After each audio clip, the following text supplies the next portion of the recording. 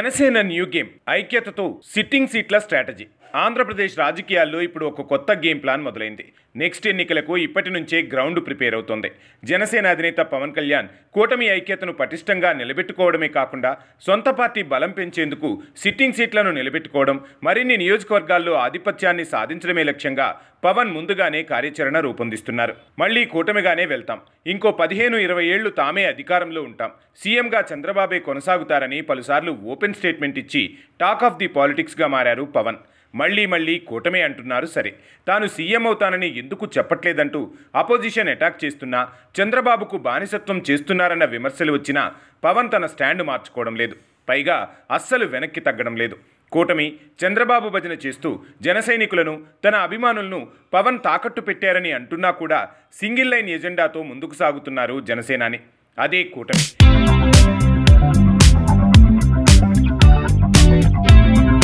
అయితే పార్టీగా, వ్యక్తిగతంగా కూటమిలో భాగస్వామ్యమైన సొంతంగా తాను బలపడటం కోసం వ్యూహాలు రచిస్తూనే ఉన్నారట పవన్ కళ్యాణ్.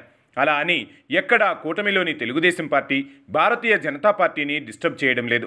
లోకల్గా ఎక్కడైనా సమస్యలు ఉన్నా సెటరైట్ చేసే ప్రయత్నం చేస్తున్నారు. అవసరమైతే సర్దుకుపోవాలని కూడా తమ పార్టీ నేతలకు సూచిస్తున్నారు పవన్.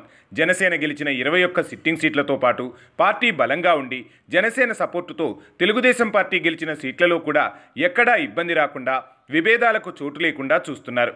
సీఎం చంద్రబాబు కూడా జనసేన సిట్టింగ్ స్థానాల్లో తెలుగుదేశం పార్టీ నేతల నుంచి ఎలాంటి సమస్య రాకుండా జాగ్రత్తలు తీసుకుంటున్నారు. అయితే ఇప్పుడున్న 21 సీట్ల విషయంలో పవన్కు ఓ ప్లాన్ ఉందంటున్నారు. తనతో పాటు పార్టీ మొన్నటి ఎన్నికల్లో గెలిచిన అన్ని సీట్లను తిరిగి నిలబెట్టుకోవాలని వ్యూహం రచిస్తున్నారట. పోటీ చేసిన 100కు 100% సీట్లను గెలుచుకొని తన సత్తా ఏంటో తెలియజేసిన పవర్ స్టార్ రాబోయే ఎన్నికల్లోనూ కుదిరితే ఇంకో 4-5 సీట్లు ఎక్కువ తీసుకొని మళ్లీ అన్నీ గెలిపించుకోవాలనే స్కెచ్ ఉందంటున్నారు.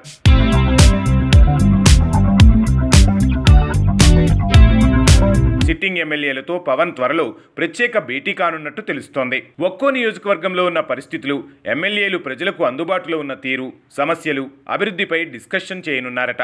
జనసేన ఎమ్మెల్యేల్లోని చాలా మందిపై ప్రజల్లో అసంతృప్తి ఉందన్న ప్రచారం నేపథ్యంలో పవన్ అలర్ట్ అయ్యారన్న టాక్ వినిపిస్తోంది.